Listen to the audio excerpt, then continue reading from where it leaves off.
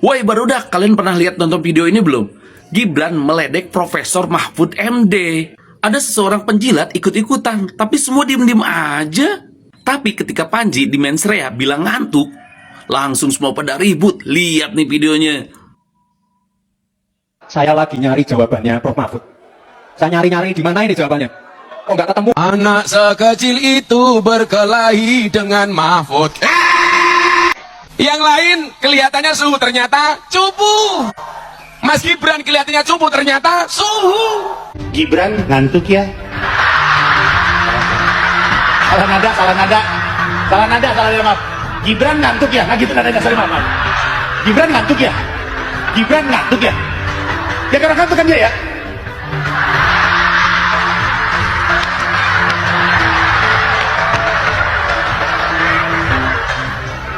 Menurut keyakinan saya.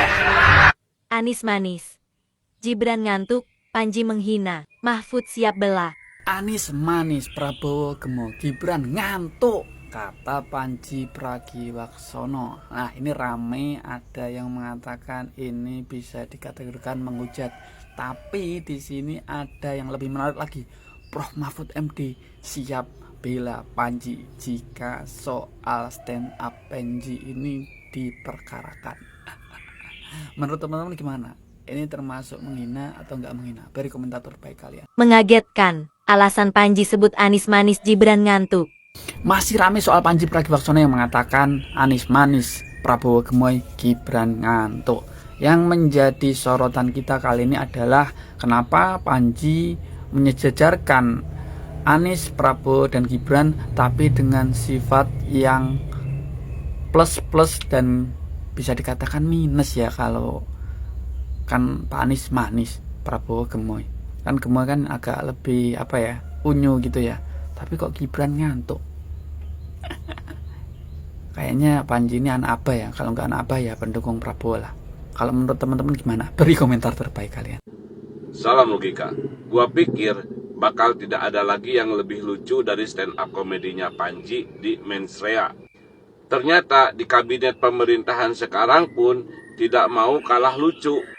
Bang Pigai, Menteri HAM di kabinet sekarang bilang bahwa Indonesia akan menangani kasus Venezuela apabila Indonesia diangkat menjadi Presiden Dewan HAM PBB. Jujur, gua nggak bisa bedain Bang Pigai itu ngomong serius atau bercanda. Tapi jatuhnya kok ke gua kayak menghayal ya. By the way, ngomong-ngomong tentang kasus Venezuela, DPR meminta Menteri Luar Negeri atau Menlu agar tegas terhadap Amerika yang sudah menculik Maduro, presidennya Venezuela. Gua sih senyum saja dengar itu. TST lah, tahu sama tahu. Kita kan golden boy-nya Amerika. Menurut keyakinan gue, puncak komedi tertinggi di negara kita hari ini ketika komedi di negara ini dilihat sebagai sesuatu yang mengancam keamanan negara, ketika komedi dilihat sebagai sebuah tindak pidana, ketika melihat bahwa ada orang-orang yang mengabaikan tentang kritik politik yang disampaikan dalam durasi video 2 jam bahkan, dan kemudian hanya mengambil beberapa potongan video tentang penyebutan wapres kita yang terlihat ngantuk secara ekspresinya, yang menyebut bahwa ormas-ormas agama terlibat politik praktis mengolah tambang sebagai alasan etika dan sopan santun. Tetapi mereka diam saja ketika kemudian terdapat pelanggaran etik terhadap konstitusi tertinggi kita dalam pelolosan seorang wapres yang hari ini duduk di kursi kekuasaan. Ketika melihat bahwa dalam kontestasi pemilu terdapat ekspresi yang sangat tidak etis dan tidak sopan pula dilakukan terhadap seorang profesor, terhadap orang tua dalam sosiologis budaya masyarakat kita, dan mereka anggap itu adalah anak muda yang berani. Mereka diam saja ketika ada lingkungan yang dibabat habis oleh para penguasa. Mereka diam saja ketika ada rakyat yang dikriminalisasi akibat bersuara, rakyat yang dipukul akibat menolak tambang. Mereka diam saja ketika ada penguasa yang melakukan penghinaan terhadap rakyatnya. Bahkan setelah gue melihat klarifikasi dan pernyataan resmi yang disampaikan oleh Muhammadiyah dan juga NU, gue jadi curiga, ini sebenarnya kelompok-kelompok yang melakukan aksi, ini kelompok-kelompok dari mana? Oke, mari kita berbicara soal etika dan juga sopan santun. Kita tarik ke belakang. Dalam debat Cawapres lalu, kita melihat bagaimana kemudian Mas Gibran melakukan gestur-gestur yang sepertinya tidak sopan, tidak etis. Karena secara sosiologis masyarakat kita menjunjung tinggi terhadap penghormatan kepada orang yang lebih tua. Dan saat itu Mahfud MD adalah seorang profesor sekaligus orang yang lebih tua. Dan apakah itu merupakan debat yang substantif? Tapi kok kenapa saat itu para pendukungnya malah bilang bahwasanya ini adalah merupakan contoh anak muda yang berani? dianggap sebagai gaya politik baru. Tapi ketika kemudian ada kritik politik dalam negara yang begitu carut marutnya, malah justru, oh iya gue lupa, kalau dalam politik yang korup, warga yang logis itu selalu kali dianggap sebagai sebuah ancaman dan juga ketakutan. Ini masih tentang etika dan juga sopan santun.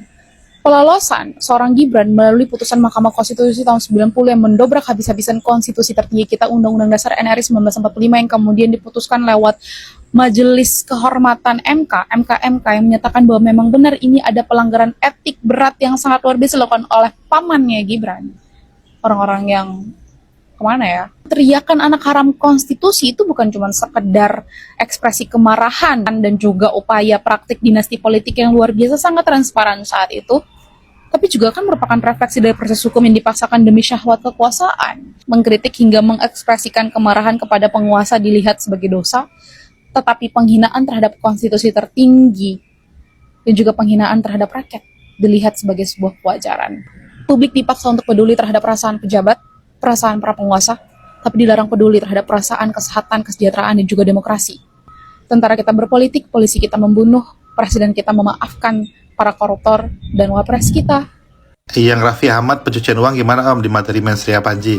Justru di situ pintarnya Panji Kak, karena dia nggak punya bukti Kak, tapi curiga 99%, dia pakai kata misalnya.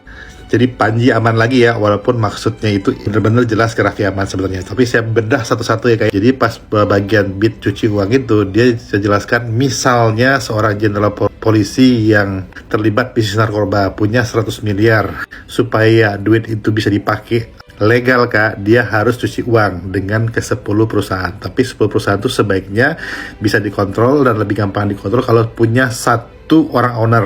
Tiba-tiba Panji bilang ini, dia nunjuk ke penonton. Ada yang ngomong Raffi, seakan-akan ada yang ngomong Raffi Ahmad ya. Dia bilang Raffi Ahmad loh, itu teman gue itu, udah bilang. Tapi di sana ada lucunya dan di sana letak pinternya dia kayak dan timnya. Jadi bit itu tuh pasti dibikin, di review berkali-kali mana yang kata-kata yang paling aman. Nah itu aman nggak ini? Terus baru dia bilang oke deh, misalnya Raffi Ahmad. Dan dia bilang satu lagi misalnya ya kayak. Jadi untuk itu ya kayak dia tuh aman sebenarnya gitu ya. Dia tidak akan bisa dikasusin Kak. Tapi Kak gitu, apakah Raffi Ahmad terlibat pencuci uang? Tidak ada yang tahu ya kayak, karena tidak ada yang pernah memeriksanya. Nah, cuman Kak, bit itu tuh sebenarnya adalah kecurigaan orang 5 tahun terakhir sebenarnya Kak. Dengan data-data sebagai berikut nih, bahwa Raffi Ahmad dalam 5 tahun terakhir Kak, 2020 sampai 2024 bikin 35 perusahaan Kak. Itu lebih hebat daripada Astra. Astra menangis melihat ini Kak.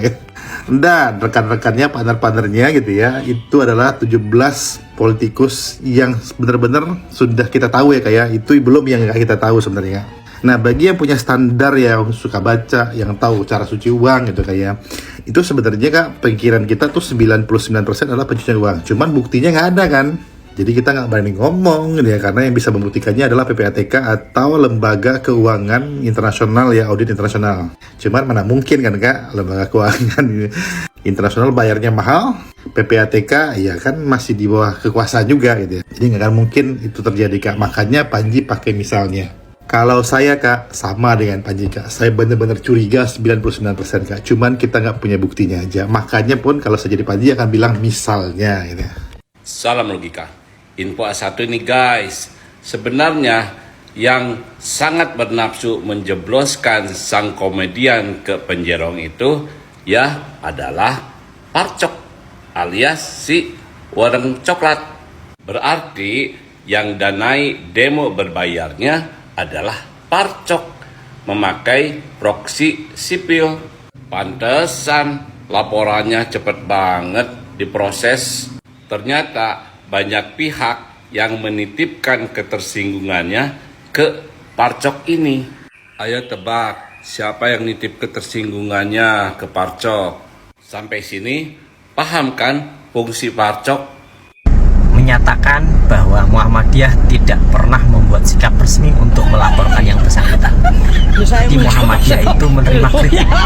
Kalau itu memang benar, kami jadikan alasan membangun. Kalau tidak benar, akan kami sampaikan klarifikasi. Jadi saya yang membidangi hukum di Persyarikatan Muhammadiyah menyatakan tidak pernah ada laporan polisi dari Muhammadiyah.